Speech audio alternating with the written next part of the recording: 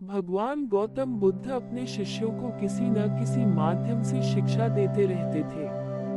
एक बार महात्मा बुद्ध जब अपने शिष्यों को शिक्षा दे रहे थे तो उन्होंने हाथ में एक रस्सी पकड़कर उसमें बहुत सी गांठें दी। उसके पश्चात महात्मा बुद्ध ने वहां पर उपस्थित शिष्यों से प्रश्न पूछा, क्या ये रस्सी वैसी ही है जैसी गांठें लगाने से पहले थी?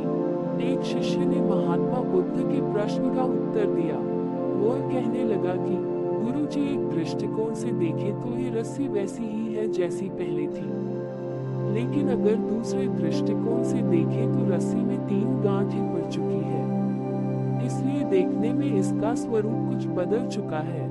लेकिन एक सत्य ये भी है कि बाहर से देखने पर चाहे इसका स्वरूप बदल चुका है, लेकिन भीतर से इसके बुनियादी रूप से यह पहले के जैसी ही है। शिष्य का उत्तर सुनकर महात्मा बुद्ध संतुष्ट हो गए।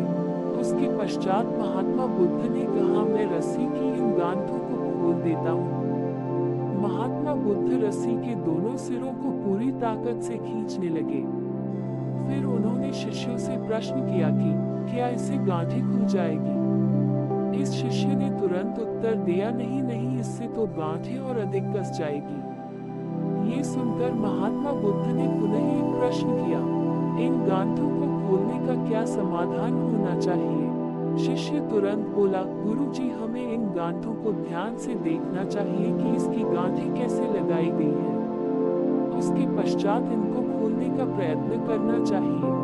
शिष्य का उत्तर सुनकर महात्मा बुद्ध मुस्कुराते हुए बोले कि जीवन का यही सूत्र मैं आप लोगों को समझाना चाहता हूँ। आप जीवन में जब कभी भी किसी समस्या में फंसे तो सबसे पहले उस समस्या का कारण ढूंढें और फिर उसका निवारण करें। व्यवहारिक जीवन में लोग समस्या का कारण जाने बिना ही उसका समाधान ढूंढने की कोशिश करते हैं, जिस कारण उनको उचित परिणाम नहीं मिल पाता।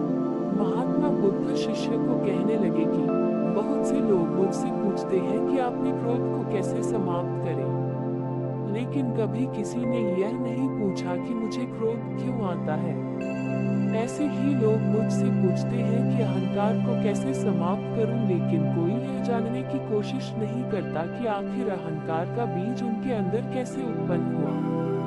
उदाहरण, जैसे रस्सी में गांठें लगाने के बाद भी उसका वास्तविक स्वरूप नहीं बदलता, वैसे ही व्यक्ति में चाहे जैसे भी अवगुण पैदा हो जाए, उसके अंदर की अच्छाई कभी समाप्त नहीं होती। जैसे हम धैर्य से रस्सी की गांठों को ध्यान से देखकर खोल सकते हैं, वैसे ही जीवन में आने वाले विकारों और समस्याओं का हल हम ढूंढ सकते हैं। अगर जीवन में किसी भी तरह की कोई समस्या उत्पन्न हुई है तो उसके कारण को ध्यान से समझने पर उसका निवारण भी स्वतः मिलने लगते हैं।